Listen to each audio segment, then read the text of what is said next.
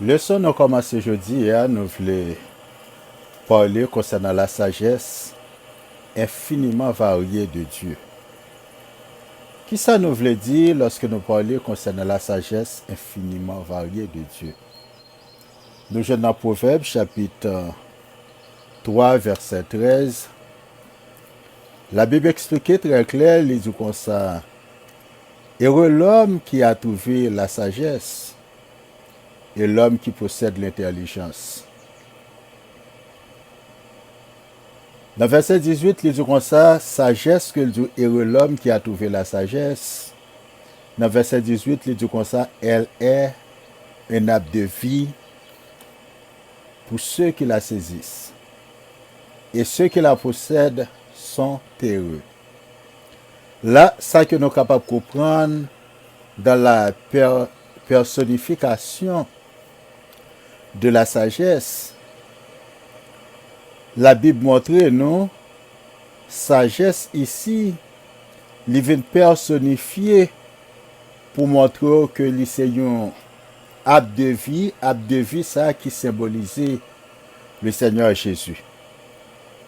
Ça qui fait nous dire que il personnifier le Seigneur Jésus, soit aller dans verset 19, Proverbe 3, nous avons considéré 3 versets ça ensemble. Il dit: c'est par la sagesse que l'Éternel a fondé la terre. C'est par l'intelligence qu'il a affermi les cieux. Là, on est capable de voir Jésus est la sagesse de Dieu. Et c'est en Christ sont cachés tous les trésors de la sagesse et de la science. Et l'intégralité de la pensée de Dieu. Donc, là, on est capable de voir, bien avant l'incarnation de Jésus sur la terre, Jésus était considéré comme la parole éternelle de Dieu, ou du moins la sagesse de l'Éternel. Qui ça lui expliquer par là? Si vous regardez dans Proverbe 8, chapitre 8, verset 22, il dit: l'Éternel m'a acquise au commencement de ses voies, avant ses œuvres les plus anciennes.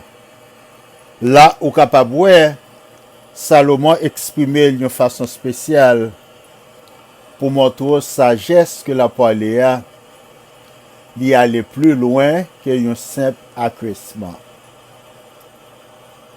Qui ça que lui voulait montrer? Il montrer lorsque le Seigneur Jésus était venu incarner dans Saint-Marie, c'est pas là ça lui reconnaître comme petit bon Dieu. Parce que Jésus, le Christ, était petit Dieu le Père depuis l'éternité. Bien avant la fondation de la terre, bien avant que l'univers était créé, la Bible montre nous, le Seigneur Jésus était déjà existé. C'est ça qui fait, il dit nous comme ça, elle est un arbre de vie pour ceux qui la saisissent. C'est-à-dire que n'importe qui joue avec le Seigneur Jésus, qui a accepté Jésus dans la vie, ou ce monde qui est heureux. Parce que trouvé avec Jésus, qui c'est la sagesse de l'Éternel. Et l'homme qui possédait le Seigneur Jésus, ou ce monde qui est intelligent. Là, dans point, ça est capable de montrer n'importe monde qui négligeait à accepter le Seigneur dans la vie, ou du moins pour servir Dieu, monde ça c'est un monde qui sans intelligence. Parce que la sagesse vient présenter sous forme un arbre de vie. Et pour n'importe monde qui est capable d'attacher avec l'arbre de vie, ça, la vie va heureux. Mais lorsque arrive qu'on y a là, dans l'écriture que nous montrons dans Proverbe chapitre 8, verset 23, Il dit comme ça, j'ai été établi depuis l'éternité, dès le commencement, avant l'origine de la terre. Donc, ça montre nous, sagesse que nous voyons dans Proverbe 3, verset 19 là, c'est lui-même qui parlait encore dans Proverbe chapitre 8, verset 23. Sagesse du comme ça, j'ai été établi depuis l'éternité, dès le commencement, avant l'origine de la terre. Donc, la Bible montrait encore dans Jean chapitre 1er, verset 1er, Jean dit comme ça, au commencement était la parole. La parole était avec Dieu et la parole était Dieu.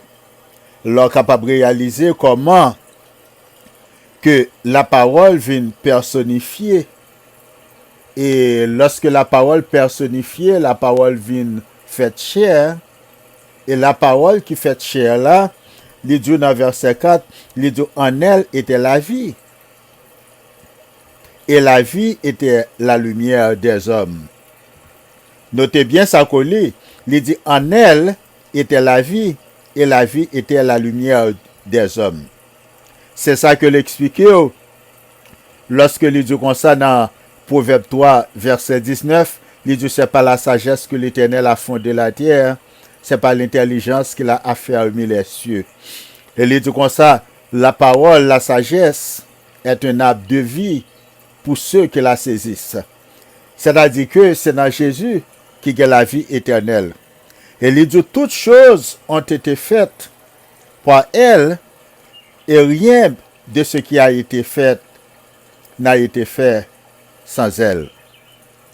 Là, l'Écriture, ça est capable de montrer nous très clair que le Seigneur Jésus existait depuis l'éternité. Et le Seigneur Jésus a joué un très grand rôle dans la création du monde. Et rappelez-nous, dans Genèse 1er, il y a une très grande discussion aujourd'hui dans le lecteur qui plus étudiant de la Bible. Ou capable dans Genèse 1er, verset 26, il parle concernant la divinité, la plénitude de la divinité du Père et du Fils. Lorsque il dit faisons l'homme à notre image et selon notre ressemblance. Donc, à pile monde dit comme ça, c'est Dieu le Père qui t'a parlé. Mais lorsque vous regardez dans Éphésiens chapitre 2, verset 10, attendez bien qui ça dit concernant la sagesse. Il dit car nous sommes son ouvrage, ayant été créés en Jésus-Christ pour de bonnes œuvres que Dieu a préparées d'avance afin que nous les pratiquions. Là, ça que nous sommes capables de comprendre, dans tout ça que nous lisons, dans Proverbe 3, depuis verset 13, verset 18, verset 19, et joindre avec d'autres écritures que nous comparons, ça montre le monde, l'univers créé par Jésus. Et l'apôtre Paul montre très clair dans Éphésiens chapitre 2, verset 10, il dit que nous sommes son ouvrage. C'est-à-dire que nous sommes œuvres, mais le Seigneur. Nous sommes ouvrages, mais le Seigneur. C'est-à-dire que c'est lui-même qui fait nous. Il dit, ayant été créé en Jésus-Christ pour de bonnes œuvres que Dieu a préparé d'avance afin que nous les pratiquions. Et il y a l'autre écriture nous sommes capables de garder concernant la sagesse. À mettre fois nous parler concernant la parole éternelle de Dieu, puisque la Bible dit, montre-nous très clair, Jésus est la parole de Dieu. La pensée de Dieu. Lorsque la Bible dit comme ça, Jésus est la parole de Dieu, c'est-à-dire que Jésus est la pensée de Dieu. Dans Dans 1 Corinthiens chapitre 10, verset 24, il dit, mais puissance de Dieu, lorsqu'il dit puissance de Dieu, il parle concernant le Saint-Esprit. Et sagesse de Dieu pour ceux qui sont appelés tant juifs et grecs. Sagesse de Dieu ici, la parle concernant Jésus-Christ.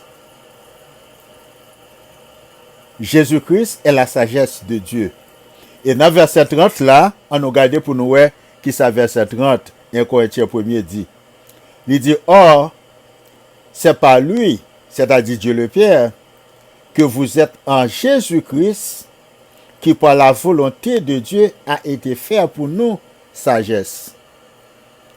Le Seigneur Jésus-Christ fait pour nous sagesse. Raison qui fait la Bible, relaie le Seigneur Jésus sagesse, parce qu'il a été fait pour nous sagesse. C'est parce que Jésus, pour qu'on parle, c'est expression de la personne et de la pensée divine de Dieu. C'est raison ça qui fait lorsque Philippe te dit Jésus comme ça, donc montre-nous le Père. Jésus répond avec Philippe, lui dit comme ça fait longtemps que moi ensemble avec vous.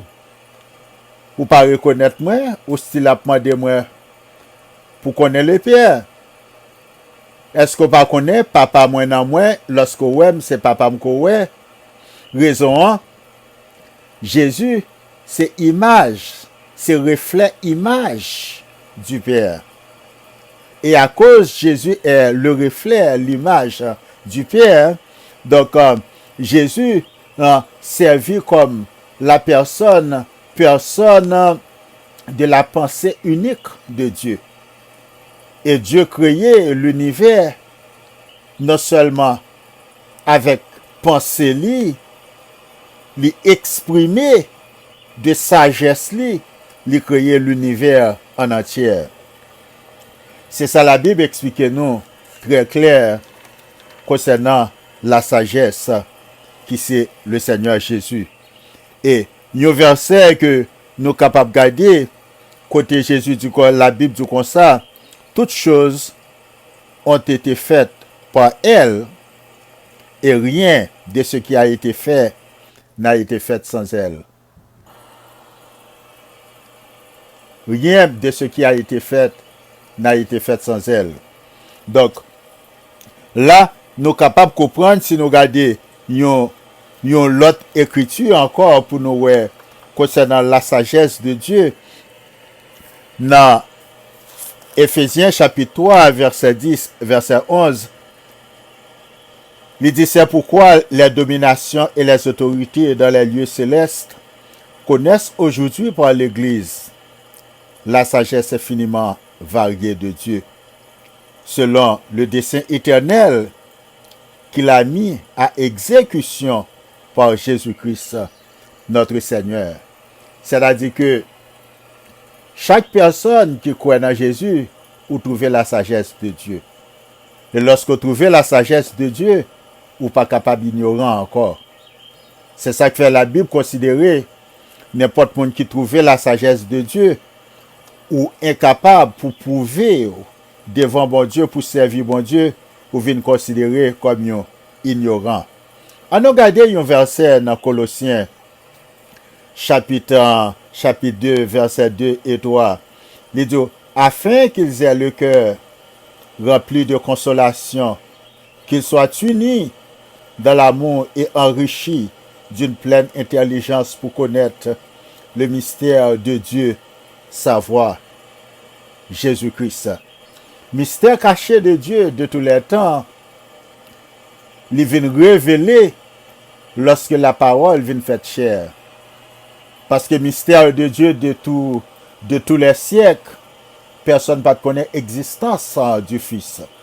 C'est ça que fait un peu l'auteur religieux qui style dans l'obscurité. Il croit que c'est Dieu le Père qui vient pour forme, le Fils qui vient incarner à la fin des siècles dans le Sainte Marie. Mais ce n'est pas le Père qui vient sous forme Marie, mais Jésus a déjà existé depuis l'éternité, bon côté papa. C'est ça que fait il explique très clair. Il dit comme ça, dans fin, verset 2, dans Colossiens chapitre 2, il dit comme ça,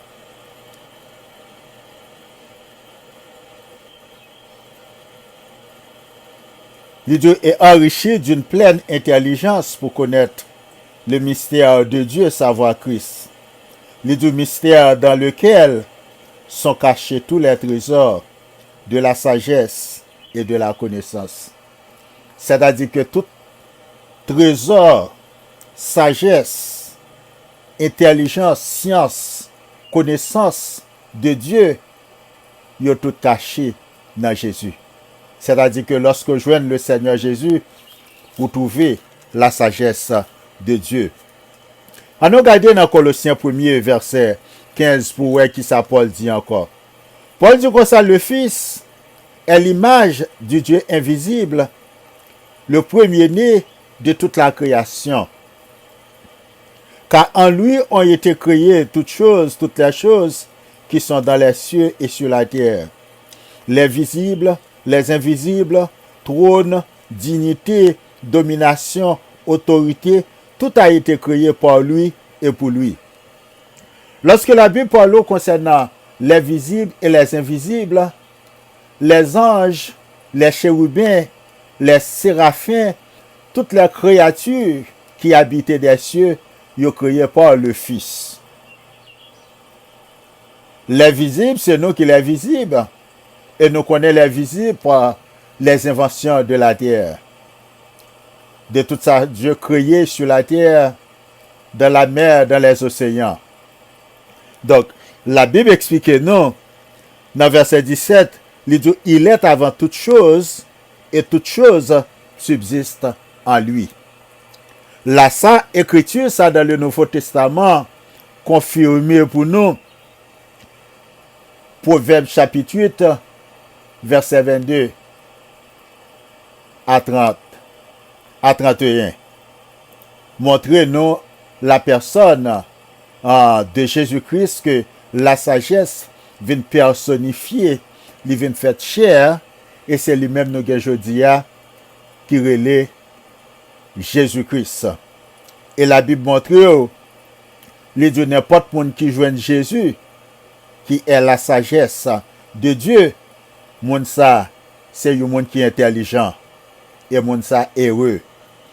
Et dans verset 18 là, il dit, il est la tête du corps de l'Église, il est le commencement, le premier-né d'entre les morts, afin d'être en tout le premier, car Dieu a voulu faire habiter toute plénitude en lui. Bien-aimés, c'est ça, nous discuter avec nous aujourd'hui concernant le Seigneur Jésus. Le Seigneur Jésus, c'est pas lorsque il vient prendre naissance par Marie que lui existait, mais il existait depuis l'éternité, bien avant la création de l'univers en entier. Parce que Jésus est considéré comme la pensée du Père. Lorsque la Bible parlait, il relève Jésus la parole, ce n'est pas une parole ordinaire que liée. Et dans la langue araméenne, la parole lui désignait Dieu personnellement. C'est à cause de la parole dans la langue araméenne, lui désignait Dieu personnellement. C'est ça que signifie, qui fait dans verset 1er Jean 1er, il dit au commencement était la parole et la parole était Dieu. C'est-à-dire que Jésus était déjà Dieu